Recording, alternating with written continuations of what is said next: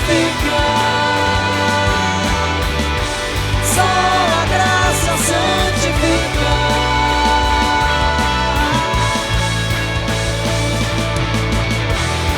Obrigado, Deus.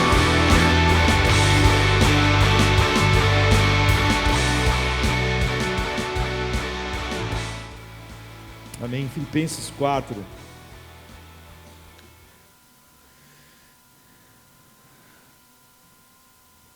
Diz assim: não estejais inquietos por coisa alguma, antes as vossas petições sejam em tudo conhecidas diante de Deus pela oração e súplica, com ações de graças, e a paz de Deus, que excede todo o entendimento, guardará os vossos corações e os vossos pensamentos em Cristo Jesus. Ou seja, a Bíblia diz que a oração, a verdadeira oração faz nós estarmos livres de toda ansiedade. Alguém me disse, eu leio isso em Filipenses, eu oro, mas eu não fico livre da ansiedade. Então, é óbvio que a gente nunca pode imaginar que os nossos sentimentos contrariem a verdade de Deus. Nós temos que olhar para a verdade de Deus, olhar para o resultado que a aplicação dela ocorre em nossa vida e nos perguntarmos se nós realmente estamos aplicando a verdade de Deus às nossas vidas. Não é?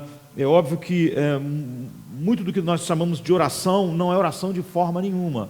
Graças a Deus, a palavra de Deus não só nos diz para orar, nos diz que toda ansiedade e a paz de Deus vence toda ansiedade, mas a palavra de Deus diz o que é oração, ou seja, ela nos fala como orar, e ela tem também como outras pessoas oraram na Bíblia. Então há um ensino completo. Muitas das vezes, tudo que as pessoas dizem sobre oração é que elas têm algo que as aflige, e esse mundo é pródigo em ter aflições, e elas simplesmente repetem para Deus a respeito daquilo, de serem livres daquele mal que as aflige. Enquanto aquilo não acontece, elas estão ansiosas, e elas chamam isso de oração.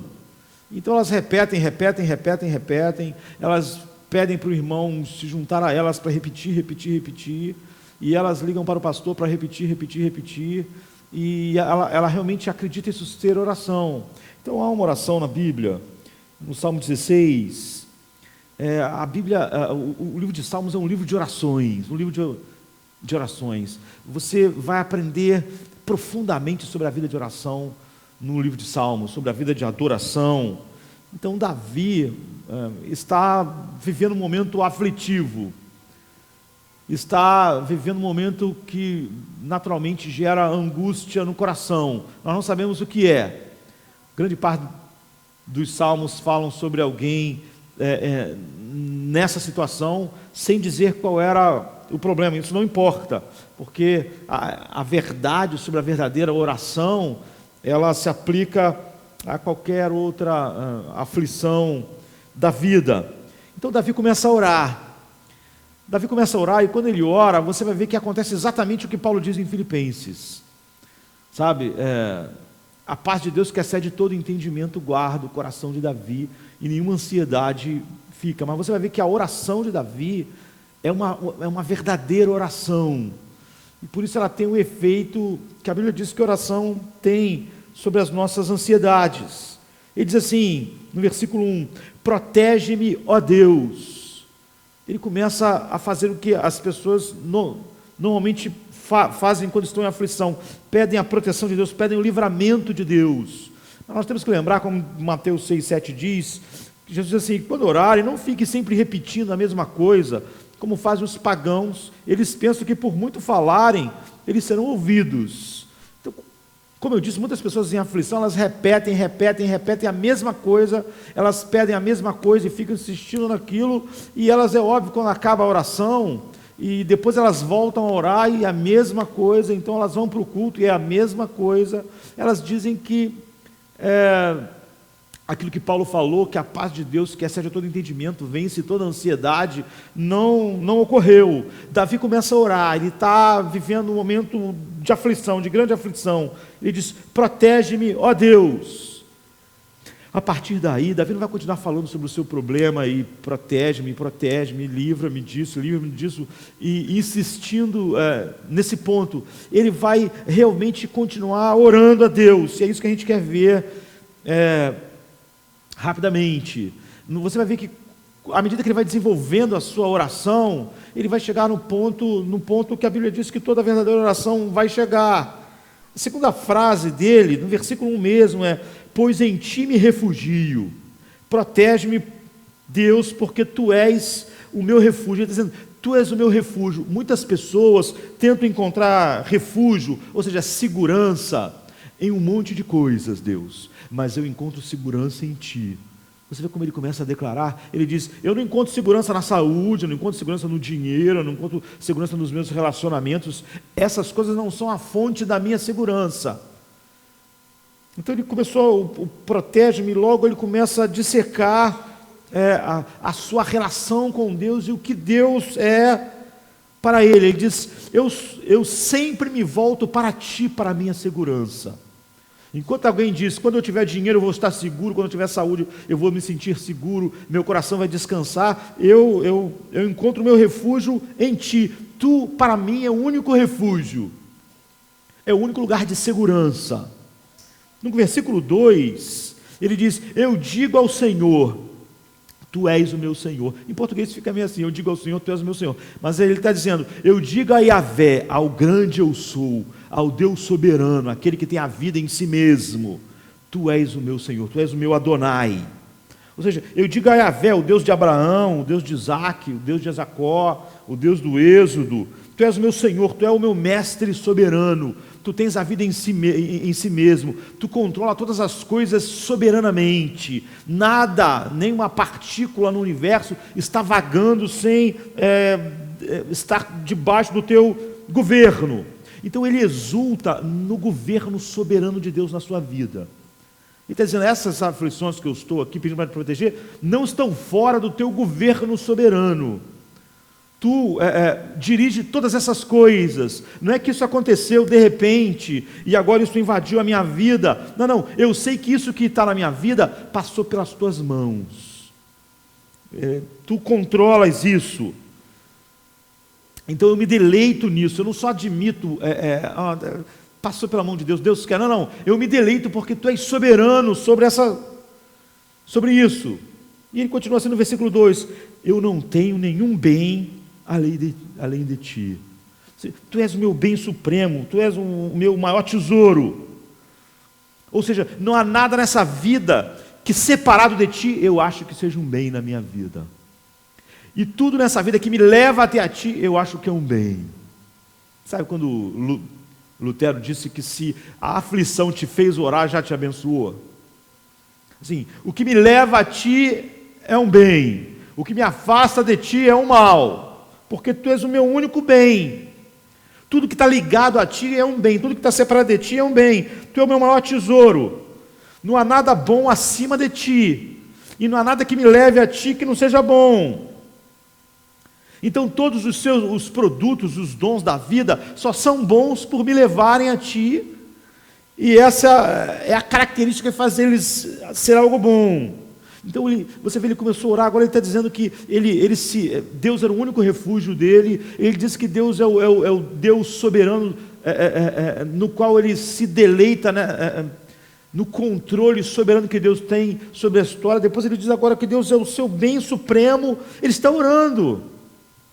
Ele começou com um protege-me, mas ele não está dizendo protege-me, tira isso da minha vida, eu não suporto isso é horrível, eu não consigo mais. As pessoas oram assim, e depois no final elas dizem: eu continuei angustiado no final, não tive libertação da ansiedade. É óbvio, ela não estava orando. Quando chega no versículo 3, ele realça o valor supremo de Deus na sua oração. E ele realça o valor de Deus pelo que ele diz do seu povo. Ele diz assim, quando ele trata das pessoas, Ele diz: as pessoas que te amam são as únicas pessoas que me dão prazer. Eu não sinto prazer na comunhão de pessoas que te desprezam. Ou seja, o que confere aos meus relacionamentos a qualidade do prazer, óbvio que há relacionamentos que eu tenho na vida, que eu até abençoo as pessoas, mas eu não tenho prazer. O prazer dos meus relacionamentos estão relacionados a pessoas que têm um prazer em ti, que têm um prazer em ti como eu tenho. Então ele diz assim, ele está realçando o valor de Deus no relacionamento, nos seus relacionamentos. Ele diz assim, quanto aos santos na terra, ou seja, aqueles que estimam Deus, aqueles que vivem para Deus, aqueles que têm em Deus esse tesouro supremo, eles são os excelentes, queridos, nos quais está todo o meu prazer. Em outra versão diz assim, quanto aos fiéis que há na terra, eles que são os notáveis, em quem está todo o meu prazer. Então, ele tem prazer no povo de Deus, naquelas pessoas que compartilham o mesmo coração em ver o valor de Deus por causa de Deus. Ao mesmo tempo, como Deus é totalmente desprezado em todo caminho ímpio, ele não tem prazer. Esses relacionamentos são necessários, importantes, mas não são prazerosos.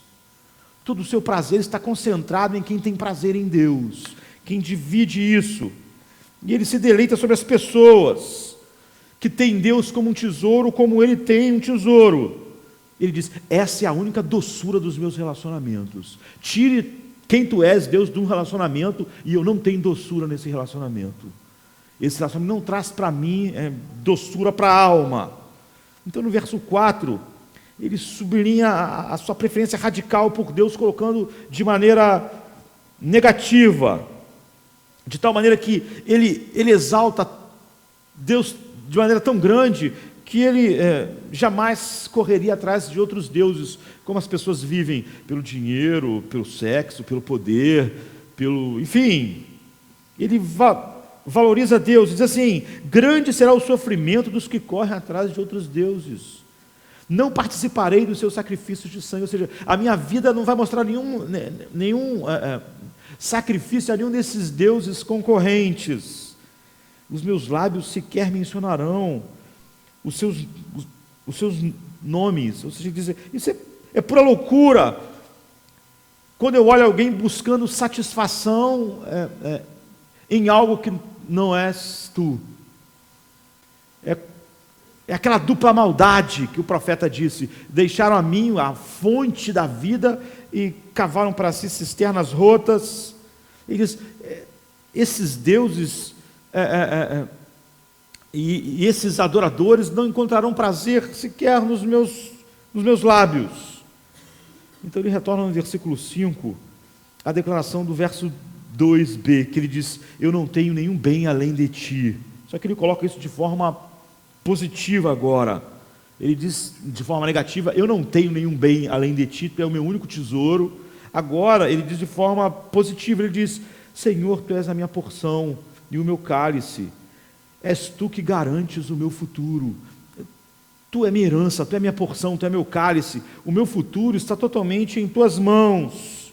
O que ele está dizendo é o seguinte, se houvesse uma mesa com 100 porções de comida, as mais maravilhosas, eu quero o que tu és. Quando o mundo coloca a sua mesa com todas as porções da vida, tu é a minha porção. Tu é o desejo do meu coração, porque nenhuma das outras coisas na mesa posta do mundo me satisfaz, nada me nutre, nada desperta a minha sede. Tu é o meu maior bem, meu maior tesouro, meu maior prazer, tu é a minha porção de comida, tu é o meu copo de vinho, tu é a alegria da vida. E eu sempre, quando olho aquela mesa cheia de porções, eu escolho sempre a ti, porque tu é a porção no qual o meu coração se deleita. E depois no 5, ele retorna, né, aquilo que ele falou no 2a, que ele diz, digo a Yahvé, ao Deus soberano, tu és o meu Senhor. E ele diz assim, tu seguras a minha sorte. Ele está falando de novo sobre a soberania de Deus. Ele diz, o meu futuro, o que acontece comigo, que chama aqui de minha sorte nessa versão, é tu que garantes o meu futuro. O meu futuro está totalmente nas tuas mãos soberanas, no teu plano eterno. Em outras palavras, quando os dados são lançados, eu não fico assustado de onde os dados vão cair, que resultados eles vão trazer, porque tudo acontece filtrado pela sua mão. Tu segura a minha sorte. Portanto, aquilo que, quando a gente fala em sorte, sempre gera ansiedade, o que os dados vão dar, qual será o resultado. A minha sorte está sempre nas suas mãos, soberana, e eu estou contente com isso. Isso não gera em mim, não é simplesmente uma declaração de fatos, a minha sorte está na mão de Deus, não, eu fico totalmente satisfeito. Depois ele diz que Deus é a sua bela herança. Você vê o que está acontecendo? Ele começou a orar, dizendo, protege-me. A partir daí, ele começou a olhar para Deus. Tu é o Deus soberano, tu é a minha porção, em ti eu me deleito, em ti eu estou seguro. Ele não está colocando aquela coisa na qual a angústia é gerada como o centro no qual ou aquilo se resolve. O problema foi só uma porta de entrada para ele falar tudo que Deus é para ele, para Deus e para ele mesmo. Então no versículo 6 ele exulta com o que isso significa para ele. Ele diz assim, as linhas caíram para mim em lugares agradáveis, na verdade eu tenho uma bela herança. Ou seja, ele diz, sua bondade soberana me cerca com tu mesmo. A sorte da minha vida que estava nas tuas mãos foi que tu desejou soberanamente dar-se para mim. Tu mesmo é a minha herança, e as minhas fronteiras, elas estão totalmente, em vez de você ter fronteira com vários países, como acontece, não é? Ele é como assim a Inglaterra, que é cercada por mar. Então ele está dizendo, eu estou totalmente cercado por ti, todas as minhas fronteiras estão ligadas a ti, e tu é a minha linda herança. Em sentido último, ele diz assim, isso vai levar ele até o versículo 11, que ele diz assim, tu me farás conhecer a vereda da vida. Ele já está falando isso no sentido eterno, a alegria plena na tua presença e o eterno prazer à tua direita. Então ele exalta a Deus como o seu soberano, ao mesmo tempo que ele diz que exaltar Deus assim é exaltar Deus como o seu tesouro último, do qual flui todas as coisas. É soberano, ele detém a minha sorte em suas mãos. E o que Deus faz ao deter a sorte em minhas mãos? Ele faz tudo para me dar Ele mesmo. Ele faz tudo para garantir que eu vou desfrutar tudo que Ele é para mim em Cristo, para todo sempre. Depois ele diz que Deus é um maravilhoso conselheiro, no versículo 7. Ele vai um passo além em exultar a Deus. Ele diz assim, Deus não é apenas o meu refúgio, o tesouro soberano, Ele também é meu conselheiro. Ou seja, Deus dirige todas as coisas soberanamente, Ele não precisa de mim. Mas uma das maneiras com que Deus decidiu guiar a minha vida é através do seu conselho. Ele diz, bendirei ao Senhor que me aconselha na escura noite. O meu coração me ensina. Então, essa é uma das maneiras com as quais Deus é o meu refúgio.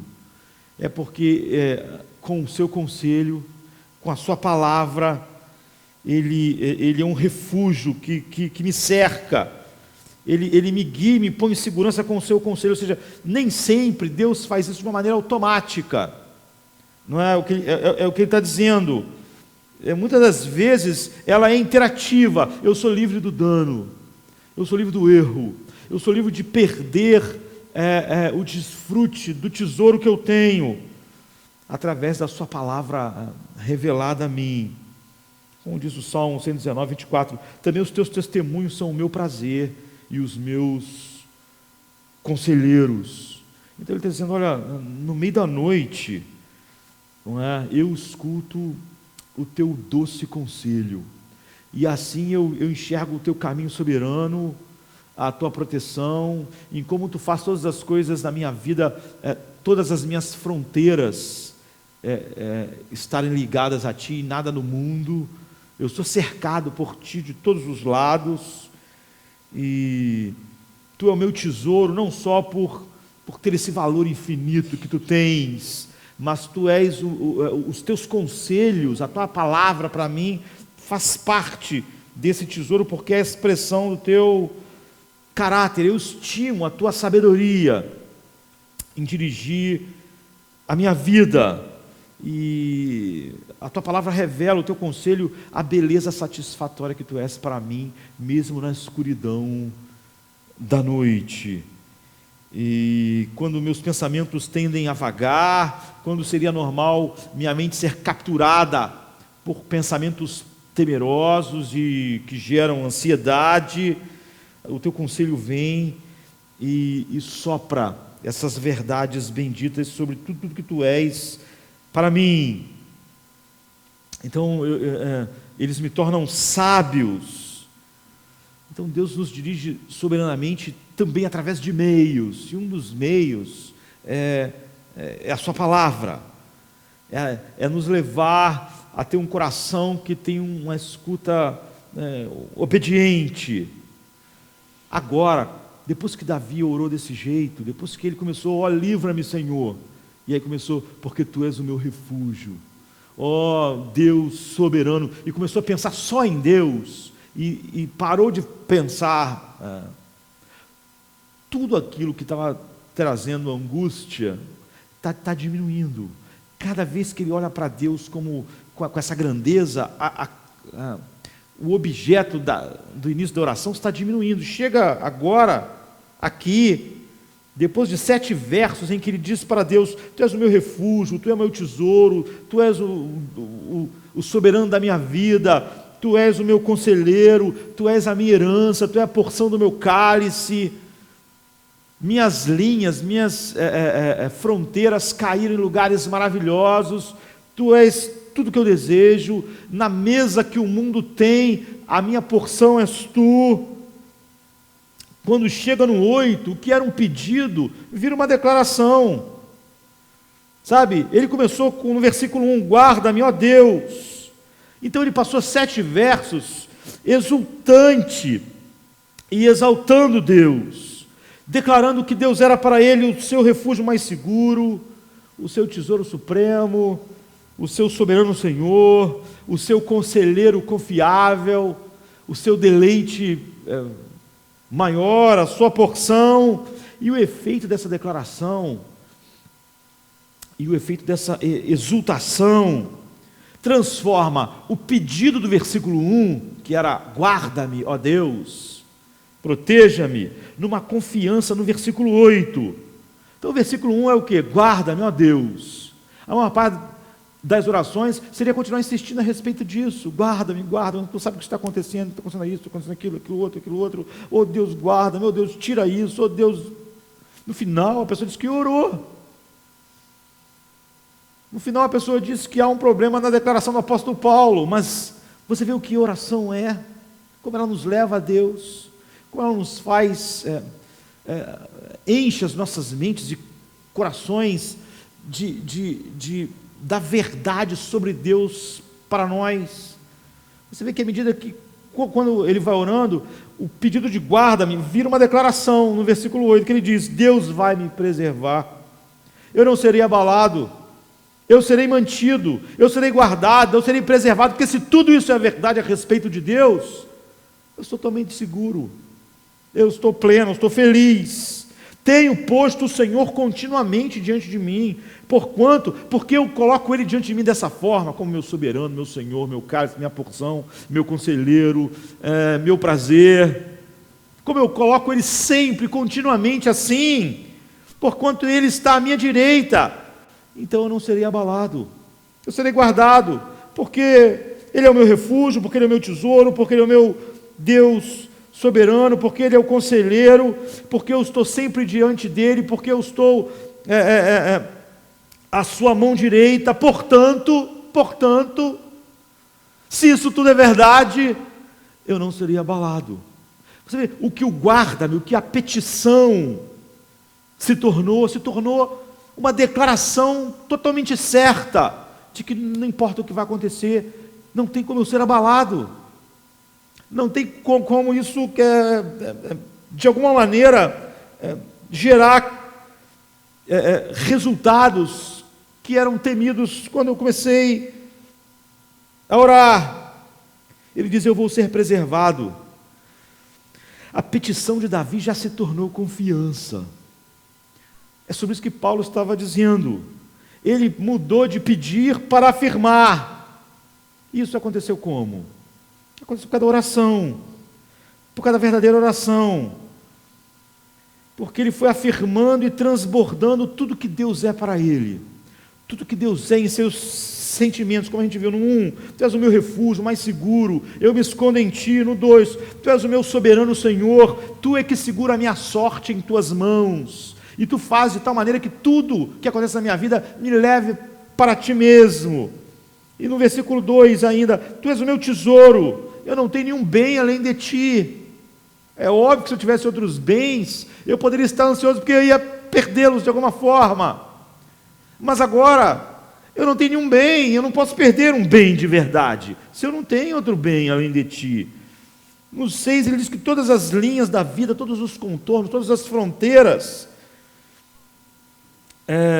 no qual Deus coloca ele, leva ele ao prazer da presença de Deus.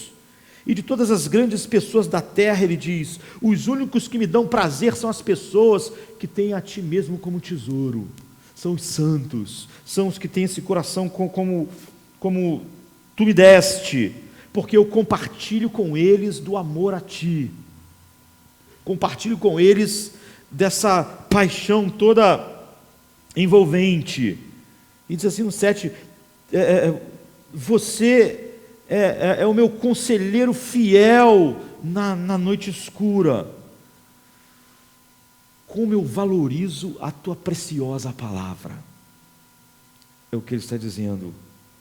E porque ele tem declarado, exaltado o que Deus é para ele, você vê, aquele pedido inicial de guarda-me já virou uma declaração. Porque se Deus é refúgio, soberano, tesouro, conselheiro, e se ele colocava Deus diante dele todo o tempo, como o único tesouro, então ele só pode chegar à conclusão: eu não serei abalado. Não há nada que possa me abalar. Eu estou totalmente seguro. Agora no versículo 9, essa confiança de que ele jamais será abalado, leva ele a um portanto enorme, a um portanto com implicações gigantescas. Ele diz assim: por isso meu coração está feliz. Você viu o que o apóstolo Paulo tinha dito? Se vocês orarem a Deus, a paz de Deus vai encher os vossos corações e as vossas mentes. Ele diz agora, ele começou a oração com: guarda-me, ó Senhor. Ele diz: por isso meu coração está feliz e todo o meu ser se alegra. Você vê a paz que excede a todo entendimento que Paulo diz. Aconteceu alguma coisa no meio da oração de Davi, houve uma mudança nas circunstâncias que Davi estava. Não, aconteceu o que Paulo disse: não estejais inquietos por coisa alguma, antes vossas petições sejam em tudo conhecidas diante de Deus pela oração, súplica com ações de graças, e a paz de Deus que excede todo entendimento guardará os vossos corações e os vossos pensamentos em Cristo Jesus. A paz de Deus está guardando, que excede todo entendimento, o pensamento e o coração de Davi, porque ele foi levado da petição para a preservação e exaltação, porque ele viu Deus como seu refúgio, tesouro, soberano, conselheiro, o que levou a ele a uma inabalável confiança de que ele seria guardado, de que todas as coisas iam ser operadas por esse Deus, para ele ter um prazer maior em Deus. Então ele diz: meu coração está feliz, todo o meu ser se alegra. Em seguida vem uma nova declaração que fundamenta a sua alegria, para mostrar como ela é plena. Eu vou ser preservado de quê? De maneira inabalável. Ele diz: por isso meu coração se alegra e no íntimo exulto, mesmo o meu corpo repousará tranquilo. Ele está falando sobre a morte. Porque tu não me abandonarás no sepulcro, no Sheol, como está no original, né? Nem permitirás que o teu santo sofra a decomposição, ou veja, a corrupção. Tu me farás conhecer a vereda da vida, a alegria plena da tua presença eterna, prazer à tua direita. Então, o guarda-me fez ele ver que o poder sustentador de Deus é maior não só do que um problema lá, é maior do que a maior questão humana, que é a morte, que é o rei dos horrores. Então ele diz: olha, mantenha meu corpo, minha alma, para sempre. Então a chave para você perceber se, portanto, no início do Salmo 19, e o no início do Salmo 10, é que a alegria do verso 19 é baseada na confiança do verso 8. Eu não serei abalado, mas eu serei preservado. Ou seja, tudo na minha vida que existe para se deleitar em ti, não pode ser tirado nem pela morte. Nem a morte poderá tirar de mim todas essas coisas que tu és para mim. E essa é a preservação final do deleite de Davi. Ele tem certeza de que tudo o que Deus tem sido para ele, um refúgio soberano, o deleite, a porção, Deus vai continuar sendo para ele para sempre. Que Deus é a sua única porção, o único bem que ele possui, e que nunca nada poderá tirar Deus de ser essa realidade. Ou seja, o que ele está dizendo é o seguinte: a morte não será o fim do nosso relacionamento.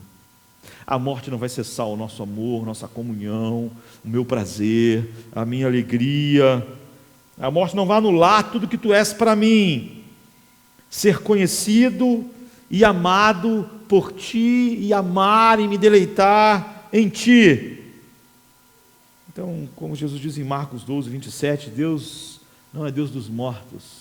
Quando Deus diz que Ele é Deus de Abraão, de Isaac, de Jacó, Jesus está dizendo: Ele não é Deus dos mortos, é porque eles estão desfrutando disso. Eu sou o Deus de Abraão, o Deus de Isaac, o Deus de Jacó. Ora, Deus não é Deus dos mortos, mas sim o Deus dos vivos. Por isso vós errais muito. Então, Salmo 49, 15 diz assim: Deus vai resgatar a minha alma do poder do Sheol, do sepulcro, pois me receberá. Ou no 73, 24, que diz: tu me guias com o teu conselho, e depois tu vais me receber na glória. Então, ele diz o seguinte: Deus vai preservar meu corpo e minha alma na morte, para que para sempre eu desfrute de tudo que Ele é. E no verso 11, então, ele faz uma declaração que é completa assim. Ele se alegra no 9, por isso meu coração se alegra, no íntimo exulto, mesmo o meu corpo repousará tranquilo. Ou seja, a paz em meu corpo ser colocado lá na sepultura. Tu me farás conhecer, no 11, a vereda da vida e a alegria plena da tua presença, eterno prazer à tua direita.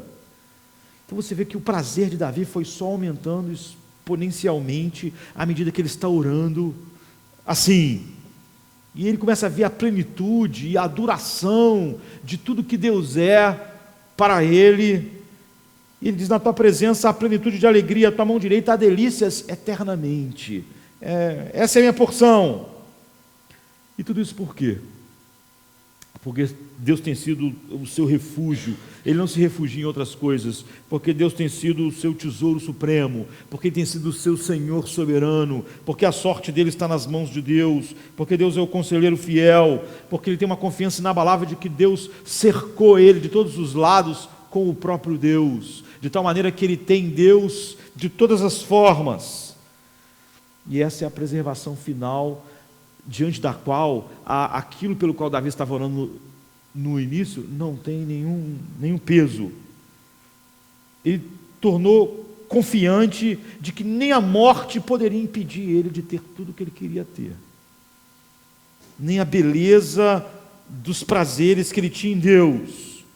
Então deixa eu afirmar para encerrar o que é principal aqui. Ele faz uma declaração que é profunda em sua oração, porque é sobre Cristo. Mas apesar disso, é óbvio que é a respeito de Cristo, mas é a base daquilo que é para ele também. É que Deus vai trazer seu corpo de volta, e ele vai ter esse deleite final que ele tem em Deus, sem limites. Apenas esse Deus é nosso refúgio, nosso Senhor soberano, nosso deleite, nossa porção, nosso conselheiro confiável. Mas algo mais importante é omitido aqui. Em 2 Samuel 7, 12 e 13, Davi, ele tinha, Natã tinha profetizado a Davi algo no qual o coração de Davi se apegava. Diz assim: quando teus dias forem completos e tu vieres a morrer com teus pais, a dormir com os teus pais, então farei levantar depois de ti um dentre a tua descendência, o qual sairá das tuas entranhas, e estabelecerei o seu reino. Este edificará uma casa ao meu nome, e confirmarei o trono do seu reino para sempre. Davi então sabia que ele ia morrer e ia ser colocado na sepultura junto com seus pais. Deus tinha dito a ele, mas ele sabia que da descendência dele viria alguém, esse descendente, que reinaria para sempre. Não é que o reino de Davi ia durar para sempre, porque sempre ia ter um sucessor. É que ia haver um descendente de Davi que a morte não poderia tocar. E por não poder tocar, o reino dele não teria fim. Então que a linhagem de Davi reinaria para todo sempre. Porque esse descendente de Davi ia derrotar a morte, e ele não ia ver a corrupção como o corpo de Davi ia ver. E essa é a maneira pelo qual o reino é eterno, porque a morte não tinha nenhum poder sobre esse descendente de Davi.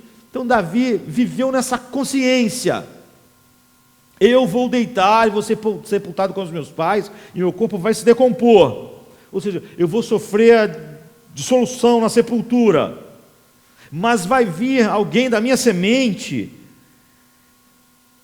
por causa daquilo que Deus tinha revelado, que não vai ver a corrupção. A Bíblia diz que essa era uma profecia sobre Jesus: o seu santo não verá corrupção, o seu corpo não entrará em decomposição. E é isso que ele falou no versículo 10, ele profetizou: porque tu não me abandonarás no sepulcro, nem permitirás que o teu santo sofra decomposição. Quando Pedro vai pregar a respeito disso, em Atos 2, o apóstolo diz assim: Davi disse isso no Salmo, mas Davi viu a corrupção, o sepulcro dele, Pedro diz pregando, ainda está entre nós. E este que vos foi entregue, Atos 2, 23 a 32, pelo determinado conselho e presciência de Deus, prendeste, crucificaste e mataste pelas mãos de injustos, o qual Deus ressuscitou, soltas as ânsias da morte, pois não era possível que fosse retido por ela. Porque dele disse Davi, ali está mencionando a oração de Davi: sempre via diante de mim o Senhor, porque está à minha direita, para que eu não seja comovido. Por isso se alegrou o meu coração e a minha língua exultou, e ainda a minha carne há de repousar em esperança. E está mencionando o Salmo: pois não deixarás a minha alma no inferno, ou no Seol, na verdade no sepulcro, nem permitirás que o teu santo veja corrupção. Fizeste-me conhecido os caminhos da vida, com a tua face me encherás de júbilo. Homens e irmãos, depois que Pedro menciona o Salmo, seja-me lícito dizer-vos livremente acerca do patriarca Davi, que ele morreu e foi sepultado, e entre nós está hoje a sua sepultura. Sendo, pois, ele profeta, e sabendo que Deus lhe havia prometido com juramento que um fruto dos seus lombos, segundo a carne, levantaria o Cristo para o assentar sobre o seu trono. Nesta previsão disse da ressurreição de Cristo, que a sua alma não foi deixada no inferno, nem a sua carne viu a corrupção. Deus ressuscitou a esse Jesus do que todos nós somos testemunhas. Então você vê, a confiança inabalável de que Davi não ia ficar na sepultura, é porque o santo de Deus, que era descendência de Davi, prometido a ele, não veria a corrupção, ou seja, a morte. Apesar de Davi saber que ele mesmo ia morrer e ele mesmo ia o seu corpo ia se decompor na sepultura, ele sabia que o Messias, que vinha da sua semente, venceria a morte para sempre, e venceria a morte para Davi também. Seu corpo não ia se decompor na sepultura, o corpo de Cristo, porque era como se quando a morte nos toma, quando a morte toma eu e você, a nossa decomposição é como se nós tivéssemos engolido e fomos digeridos pela morte, sabe? Mas o que a Bíblia diz é que quando a morte engolisse Cristo, ela não ia digerir Cristo, o corpo dele não entraria em decomposição, porque Jesus seria mortal para a morte. Seria como um homem que tomou arsênico, em vez de o homem decompor o alimento, o arsênico vai e mata o homem. O que a Bíblia diz é o seguinte: Jesus não vai, o santo de Deus não vai entrar em decomposição, a morte vai engolir Cristo, mas quando ela engolir Cristo, ela vai morrer e não ele. Então Pedro diz assim, 1 Pedro 1, 10 e 11, do qual a salvação inquiriram e trataram diligentemente os profetas que profetizaram da graça que vos foi dada, indagando que tempo ou que ocasião de tempo o Espírito de Cristo que estava neles indicava anteriormente, testificando os sofrimentos que a Cristo havia de vir e a glória que se lhes havia de seguir. Ou seja, eles tinham uma visão limitada, mas agora nós temos a revelação plena no Novo Testamento. Então Jesus é o grande rei esperado da descendência de Davi, e depois que a morte engoliu ele, ela não conseguiu digerir Cristo, mas ela morreu.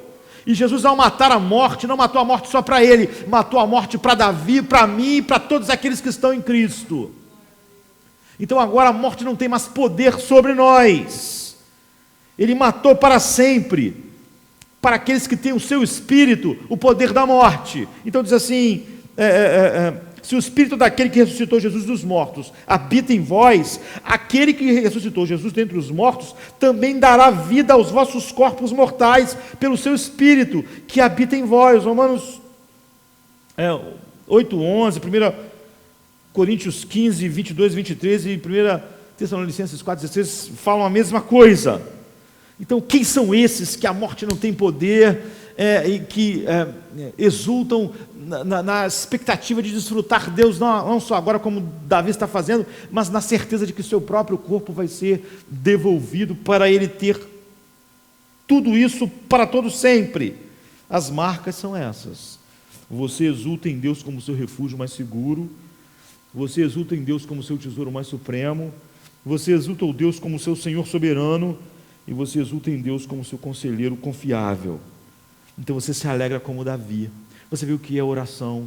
Oração, ele começou com, ó Deus, guarda-me. Então ele se voltou para Deus em tudo que Deus é, em tudo que Deus fez em Cristo. E no final ele está em paz, está cheio de alegria. Você acredita nisso? Você declara isso? As suas orações é assim? Se isso é verdade, então o seu corpo e alma vão ser preservados do poder da morte. É o que Davi disse: se Ele é o nosso refúgio mais seguro, nosso tesouro mais supremo, nosso Senhor soberano, nosso conselheiro, por meio de Cristo ressuscitado. Então você vê o que Paulo falou, que é a oração. Não estejais inquietos por coisa alguma, antes as vossas petições sejam em tudo conhecidas diante de Deus pela oração e súplica com ações de graças, e a paz de Deus, que excede a todo entendimento, guardará os vossos corações e os vossos pensamentos em Cristo Jesus. Davi orou assim, e no final, a oração que começa com guarda-me, acaba com brado: eu verei delícias perpetuamente à sua direita. Tu é a minha porção, tu é a minha paz, tu é a minha alegria suprema. A paz de Deus, que excede todo entendimento, guardou o coração e a vida de Davi. Não importava mais, nem o rei dos horrores poderia abalar o coração em paz do rei Davi, depois de orar de verdade. Isso é orar. Isso sempre redunda no que Paulo falou. Vamos ficar de pé.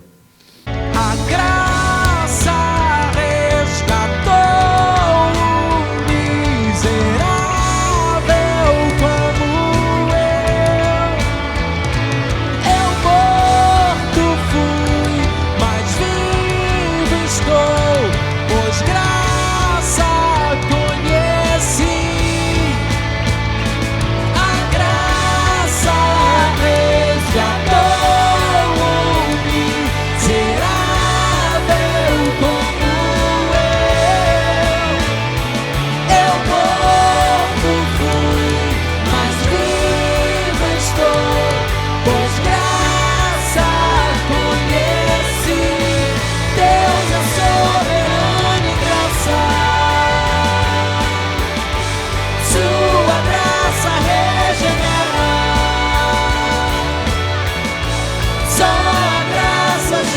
santifica.